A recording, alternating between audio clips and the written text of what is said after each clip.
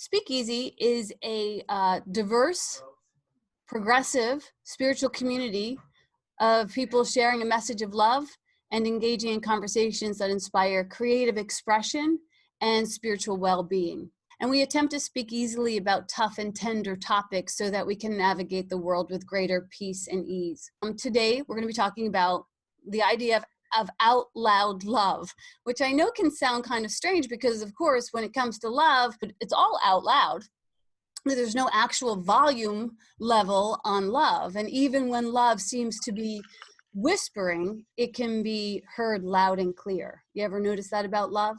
A Course in Miracles tells us that there's no order of difficulties in miracles, that one is not harder or bigger than another, and that they're all the same, that all expressions of love are maximal. I think that's a really interesting thing to contemplate, that all expressions of love are maximal, that they're effective, and that they're all heard. And today, I wanted to share with you a story about my dad, because my dad, he was the inspiration for a book I wrote called Giant Love. My dad, he personified maximal love. He was a very big man in a very small house, I guess, with many, many children. So he seemed more maximal in that environment, I guess. I thought he was a giant, which he wasn't. My father's birthday is today, and so I wanted to share with you a story about how together we learned how to love out loud. And then I'm going to give you a few examples of other people who love out loud and some of the tips and tools that they use. What I think is kind of cool and interesting is some churches try and keep people in a box, and in our church we reach into the box and actively help people out of the box. So if you are on the cusp of coming out, or if you are literally completely on the down low, maybe thinking about coming out, that this is for you. And remember, there's many ways you can come out. There is a woman who shared with us, Trina, I think her name was, is that, she came out to celebrate this morning that she has 28 years of sobriety. That is one way of coming out. In the past, that was considered to be something that was very stigmatized, that you were an alcoholic. And today I recognize that it's really important for us to be transparent about where we've been and how we've done it, because that helps other people to actually get healing instead of being separate. I basically grew up in a house where nobody said, "I love you." And that was not a good thing, and it was not a bad thing. It was just the thing. It was the way things were. I don't remember my mother ever telling me, "I love you." And I know my father never said it. And so it wasn't something I really missed or longed for because I never had it. And I didn't know really what I was missing. And once my mom passed away, my father got remarried, and my stepmother was not having it. And she would get very upset with my dad, and she'd come into the kitchen and she'd say, "Jim, you have to tell your children that you love them."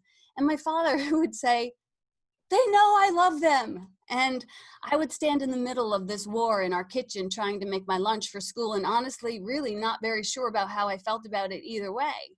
Because the truth is, I did know that my father loved me. And I could tell that the idea of him saying it was not really easy for him. And I guessed in that moment, I would rather not hear "I love you" from my father than to have him seem uncomfortable about saying it. And I kind of actually resented my stepmother for even making him feel bad about it, because I did know that my dad loved me. And so I tried to sidestep this conversation whenever my stepmother brought it up. And from that beginnings, I went out into the world. And I think I probably tried or attempted to make up for all of those unheard "I loved yous," because unlike my father, I was and still am a very expressive person. And I fell in love very easily and often and with everyone. And so I have no real issue about saying "I love you," except the issue of saying "I love you" all the time and too much and way too often, like first date too often and too soon. And so as uncomfortable as it was for my father to say the words "I love you," it was really, I think, equally uncomfortable for me not to say the words "I love you."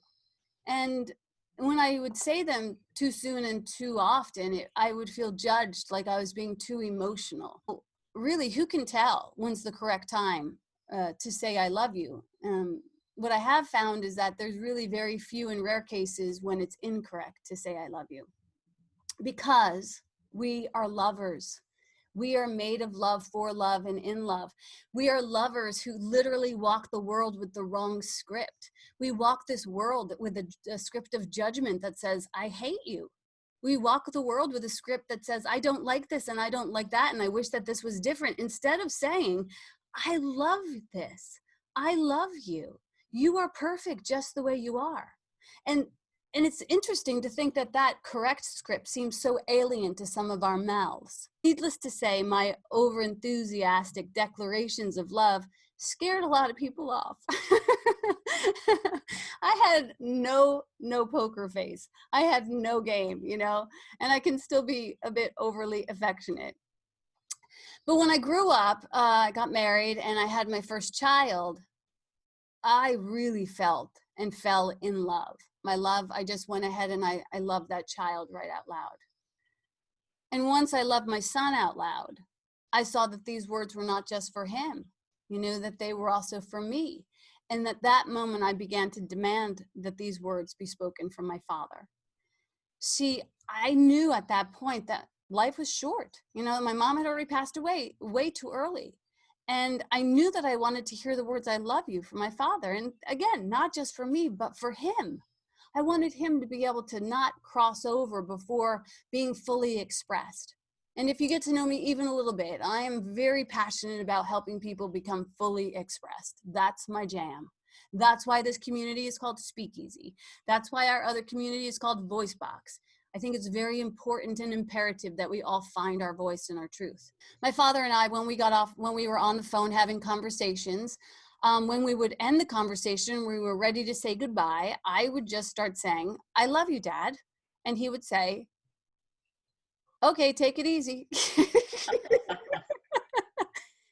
And, you know, I didn't take it personally. You know, I realized this was really hard for him, you know, but I didn't give up either. You know, I was sure that I would be able to teach an old dog a new trick. And so after many, many calls and many, many awkward endings and many, many absent, I love you too, Maureen, one day when I least expected it, he said it back. And he was right. You know, he was right. I did already know that he loved me, and I didn't really need to hear the words. But my stepmother was also right. It was really, really nice to hear them out loud. So living out loud is a really powerful place to be. Living and loving out loud is transparent, it's visible, it's putting all your cards on the table. It's super brave, it's fearless, and it's extremely generous. And when someone comes out, they're literally stepping into their truth and saying it out loud.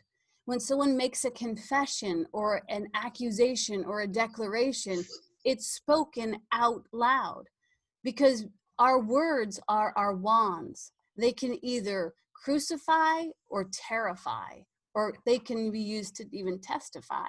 They can liberate or they can annihilate. With our words, we have the potential that we already know of creating a heaven or a hell. Our words connect us to our feelings. And when our words and our feelings connect in an intention, that is practically an unstoppable way of bringing thought into form. Charles Fillmore, who is one of the founders of Unity Church, along with his wife, Myrtle, has said, God is the silent voice that speaks into visibility all the life there is. God is the silent voice that speaks into visibility all of the life there is. And that life lives beneath every form that there is. And so this silent voice of God is the feeling of love that can't be spoken. It's an experience. It can't be described, it can't be defined, but it can be shared through the use of word. It's the first cause, which is the word, which causes everything to spring from it. Everything that there is, everything that you lay your eyes on has first been imagined and then felt and then believed and then spoken. Nothing comes without coming through the threshold of the spoken word. So in the beginning, when they say in the beginning there was the word, that is the springboard that brings everything into form. And how we use the word can make all the difference. We have beautiful and amazing examples in our history and her story of the power of the word of truth and how dangerous it can be and how devastating it can be and how divine it can be. From many of these examples, we see clearly that the truth is not always welcomed. And that's why many people don't come out. You know, fear hates the truth so much that it must kill it. And we see the massacre of truth all over our history. We have prime examples. Abraham Lincoln, who was known as Honest Abe, you know, he was this ambassador of truth. He was assassinated. Harvey Milk, murdered. Martin Luther King, assassinated. Martha P. Johnson, who was an out loud activist in the early hours of the LGBT movement, murdered. Malcolm X, assassinated. Malala, attempted assassination. The list goes on and on and on and on and on of these examples of these beacons of truth that were silenced. So Malala is one of the very rare examples of one who lived to tell. And she's an extraordinary example. If you ever get afraid about telling your truth, you can kind of recall this young child's amazing story. She's 11 years old when she starts to use her voice and her words, and she begins blogging about what life is like under the Taliban, and she's blogging for the BBC. And then at 15, she boards a bus. It's interesting the things that happen on a bus, you know, like that bus that Rosa Parks got on, who decided to speak up by sitting down. Well, Malala is on another bus many years later, and she's boarded it to advocate for Pakistani girls' education. Girls' education. So the Taliban gets on the bus and shoots her in the head and the neck and leaves her to die. Not expecting her to survive, but she did. Almost 2 years later, after that shooting, she receives the Nobel Peace Prize at 17 years of age. She's the youngest recipient of this Nobel Peace Prize. From her fearlessness springs this audacity, and she continues to go on to carry this message. And because of the violent assassination attempt on her life, the Pakistani government announces the creation of the first right to education bill.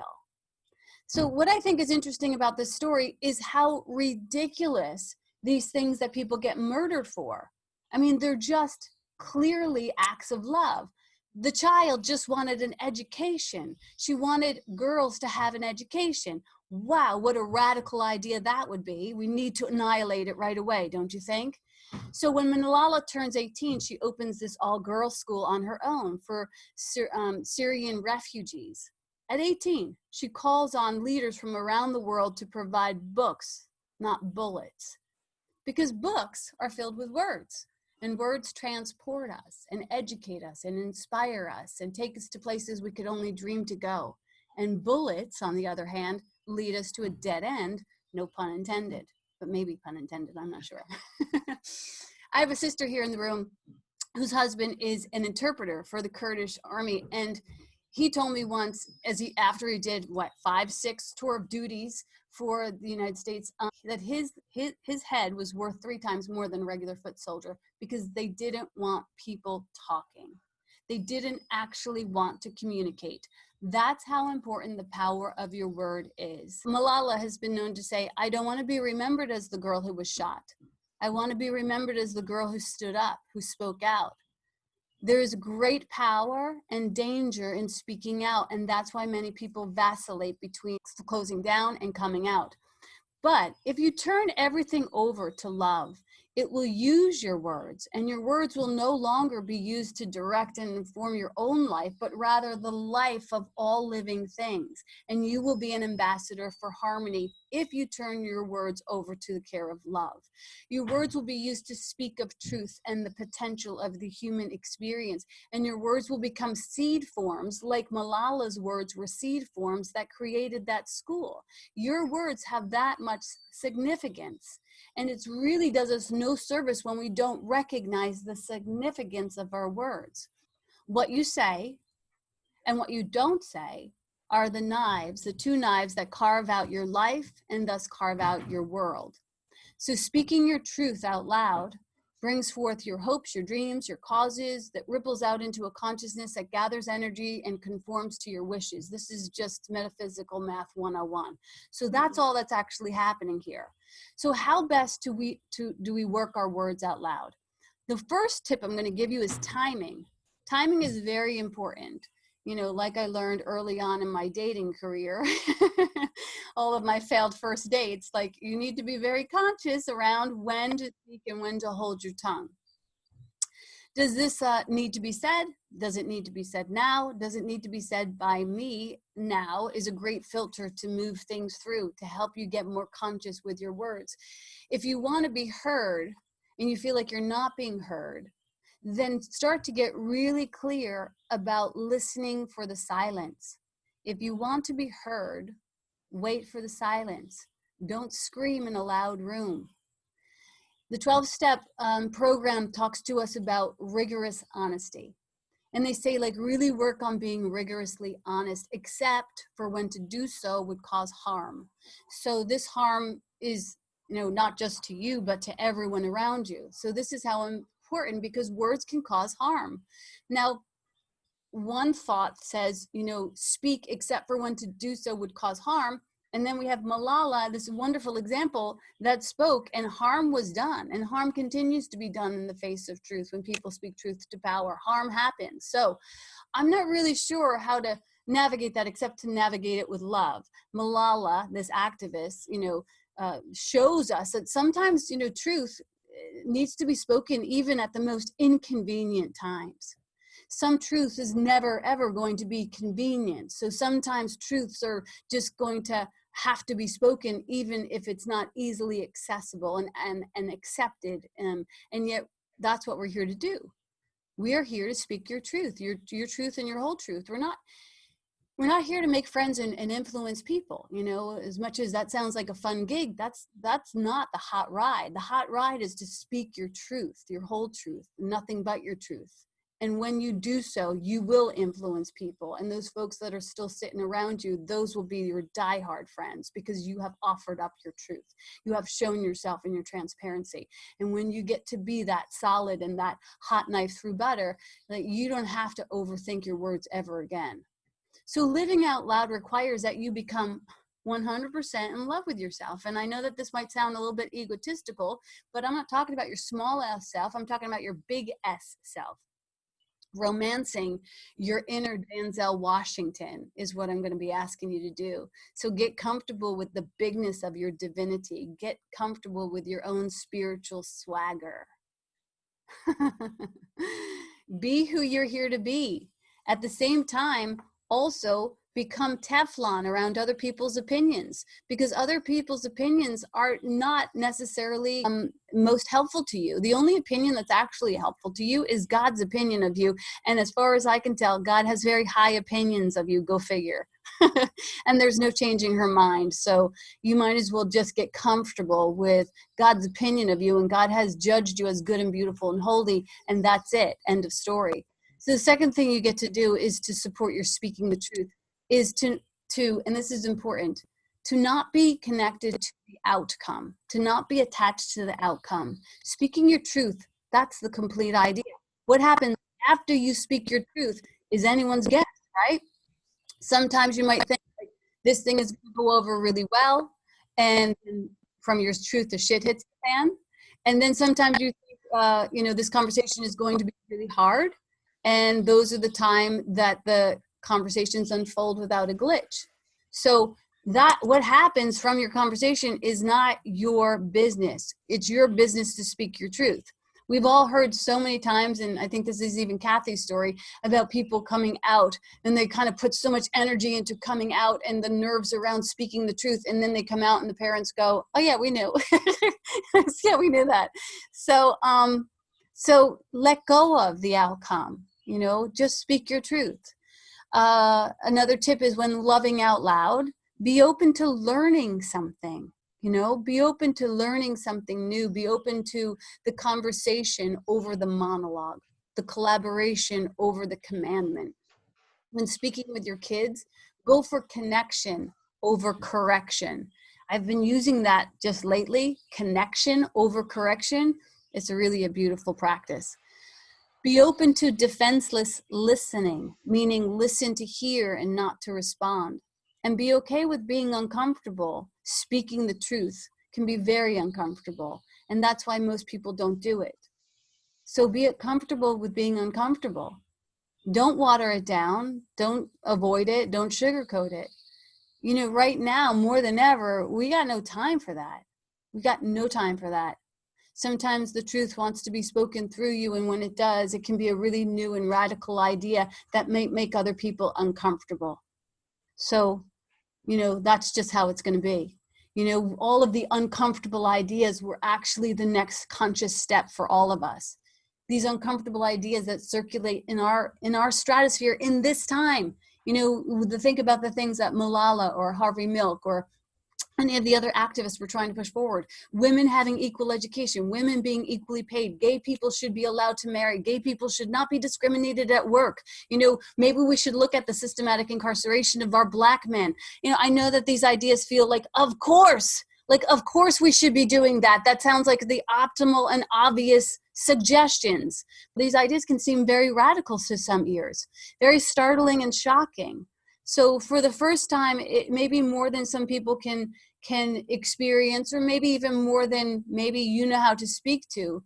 But every single conversation and every single attempt you have at making good on truth will help to erode the barriers to truth and help birth forth even more conversations. So never think that your impact or that your words aren't going to make a difference, because that's simply not true.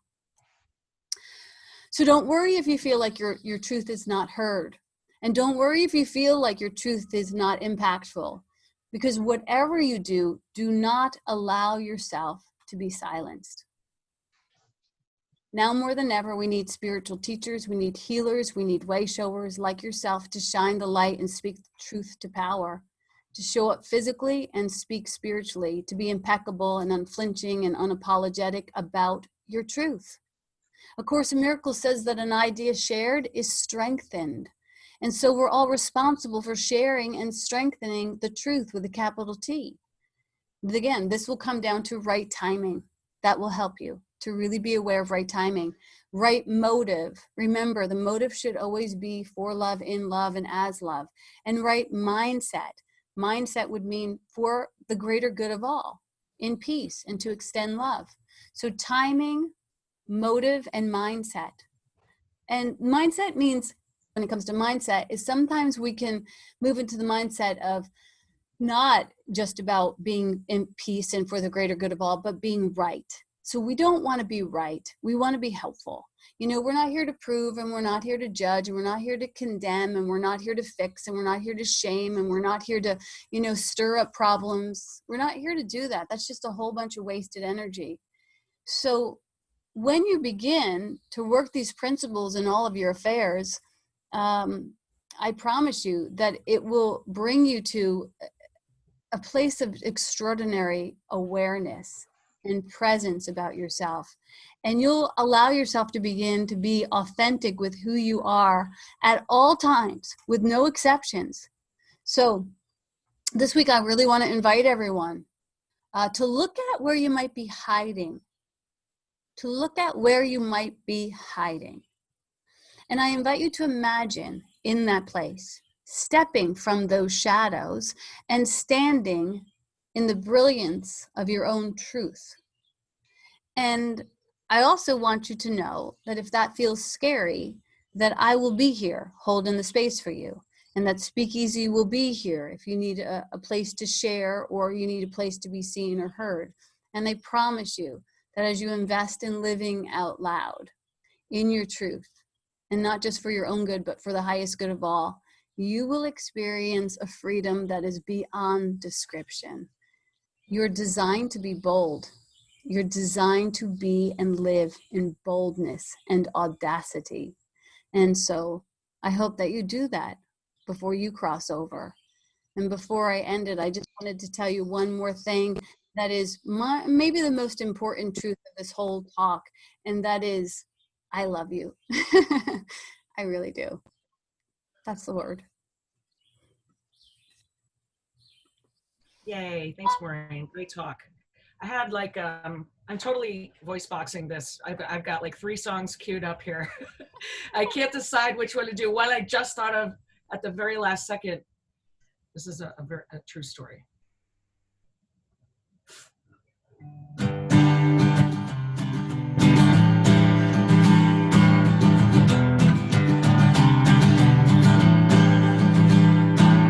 Jenny came over and told me that Freddie's such a hairy behemoth, she said.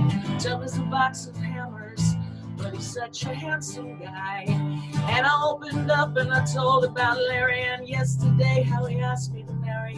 I'm not giving him an answer yet. I think I can do better. So we laughed, compared notes. We had a drink, we had a smoke. She took off her overcoat. I kissed a girl. I kissed a girl. She called home to say she'd be late. He said he'd worried, but now he feels safe. I'm glad you're with your girlfriend. Tell her hi for me. So I looked at you, you had guilt in your eyes, but it only lasted a little while. And then I felt your hand upon my knee. And we laughed at the world, making out their diamonds, and we'll have our pearls. I kissed a girl. I kissed a girl. I kissed a girl, her lips were sweet. She was just like kissing me. Kissed a girl won't change the world, but I'm so glad I kissed a girl. I kissed a girl, and I might do it again. I kissed a girl. I kissed a girl. And we laughed at the world, making up their diamonds, and we'll have our pearls. I kissed a girl. I kissed a girl, and I liked it.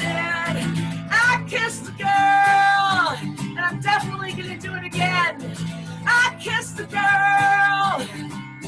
Oh yeah, I kissed a girl, her lips were sweet. She was just like kissing me, but better. I kissed a girl.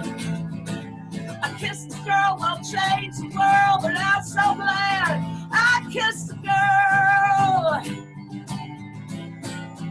And I highly recommend it to you. Our own little pride parade right here. We're bringing up, Kathy's going to sing a song before she goes, so stick around. Pam is coming up to give us the prosperity invitation, and then of course we have the conversation. So I'll pass it over to you, Pam. I just want to thank you all for being here. If something moved you here today, if anything Maureen said, if anything Kathy sang, if any comments were made here that that moved you, you know, we are a spiritual community and we do good things in our community. And with your help, we can continue to do those things. And also we support other teachers, and we're super excited about moving into being able to offer classes. You know, some of our main classes are Miracles Live 365, where we walk you through the lessons of A Course in Miracles. We have a really awesome writers group called Write On, where we do writers retreats. You know, we're all about speaking the word. We got Voice Box that's coming up this week. It's going to be actually live for the first time in, 6 months. So there's a lot of great things going on. So please check it out at our website. I wanted to highlight one of the classes that we have coming up starting July 10th with Maureen Claffey, who just did this huge campaign, this national campaign across the United States of these Happy Birthday America and We're One Nation, using her art. I mean, this is another fantastic example of activism. And she's going to be teaching a class for SpeakEasy. It's called Art is the Pathway to Joy. So please find all that information on our website, SpeakEasySpiritualCommunity.com. And that's all I'll say about that. Anything else you wanted to share, Kathy, before you hit the next song?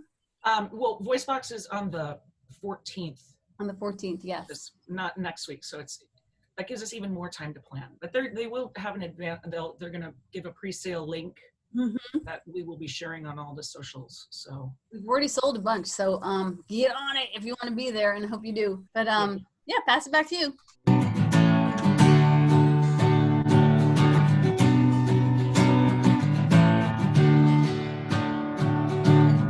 I'm not a stranger to the dark. Hide away, they say, 'cause we don't want your broken hearts. I learned to be ashamed of all my scars.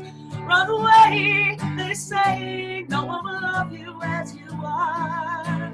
But won't let them break me down to dust. I know that there's a place for us, for we're glorious.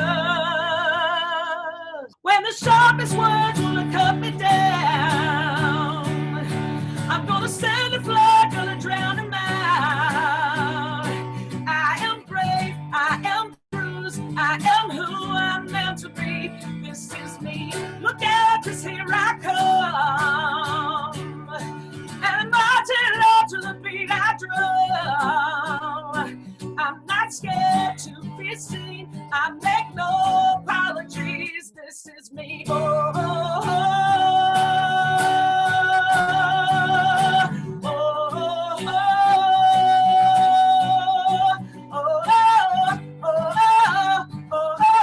oh, oh.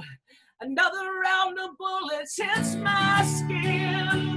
Well, by the way, 'cause today I won't let the shame sink in.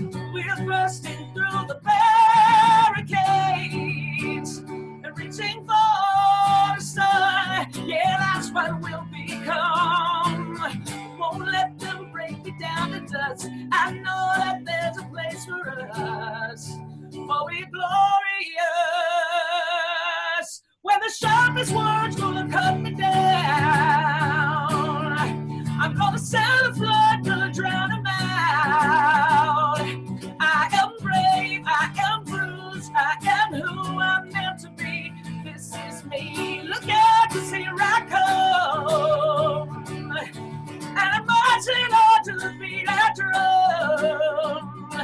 I'm not scared to be seen, I make no apologies. This is me. Oh, oh, oh, oh, oh, this is me.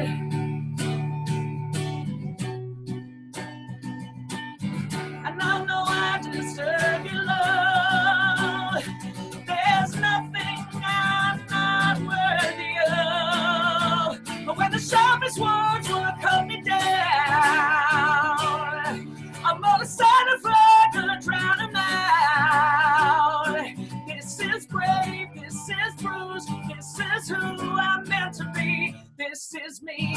Look out, 'cause here I come. And I'm marching on to the beat I drum.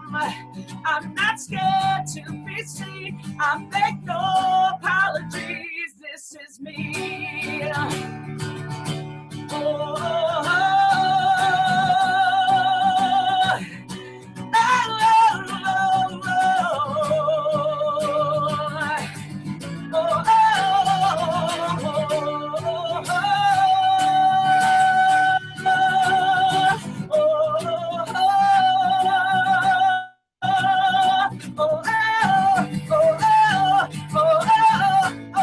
oh, this is me. Yeah. Yay. Great song. What the heck? Where's that from? That's from The Greatest Showman. Oh. The soundtrack of The Greatest Showman. Great lesson, Maureen. Thank you very much. I just want to focus on how important it is for us to create safety. It doesn't mean we can't speak up if we don't feel safe, but allowing a little quiet, maybe long pauses, because there are some introverts. Who knew? And allowing it to be a safe place, because if everybody's not safe, nobody's safe. And if nobody's safe, there's not going to be a lot of chat. So that's kind of the other side of speak up and create a safe place, same coin. Yeah, thank you so much for saying that. And I know that you and I were talking the other day on the Miracles Live 365 call, when I was saying that I was on a set one day and I asked the director, what's the most important thing that a director can do to be successful? And he said to me, the most important thing you can do is to make your actors feel safe. He used the word safe. And I was like, that's the most important thing? But as you just so eloquently said, yeah, if you don't feel safe, no one's going to say anything. That's awesome. Elizabeth, you wanted to share? Yeah, I love the talk about I love you, but a few years ago, my daughter started a habit of always saying, I like you. And so whenever we say goodbye, that's what they say. You know, the love is assumed, but being reminded that they actually like each other and it's kind of fun. So I kind of have that habit. I probably said it to a few of you along the way. Yeah. I love that. I like that. That's awesome. Thank you. Araba, you wanted to share? Hi, good morning, everyone. I just wanted to say thank you again to Kathy for choosing that song. I love that song, and the refrain especially that I have on my vision board to remind me about using my voice and speaking up is, I'm not scared to be seen. I make no apology. This is me. So thank you for that reminder. It goes so well with this conversation.